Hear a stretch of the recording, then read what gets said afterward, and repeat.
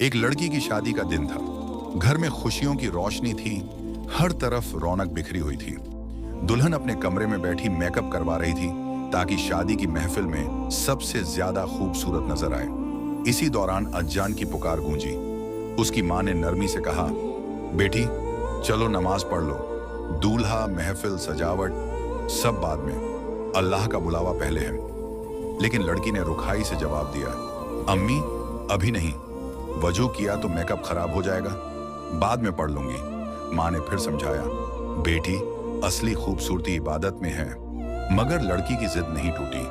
थोड़ी देर बाद दूल्हे का फोन आया। दुल्हन मुस्कुराते हुए बालकनी की तरफ चली गई। बातें करते करते वह इतनी खुश और मग्न हो गई कि उसे पता ही नहीं चला कि उसका लहंगा पैर में उलझ रहा है। अचानक उसका पैर फिसला। एक चीख, और कुछ ही पलों में वह बालकनी से नीचे गिरकर हमेशा के लिए इस दुनिया से चली गई। खुशियों से भरा घर चंद सेकंड में मातम बन गया। वो दुल्हन जो ससुराल जाने वाली थी, उस रात कब्र की अंधेरी खामोशी में दफन कर दी गई। सबक, मौत का कोई भरोसा नहीं। जो आज जिंदा है वह अगले ही पल मिट्टी में समा सकता है।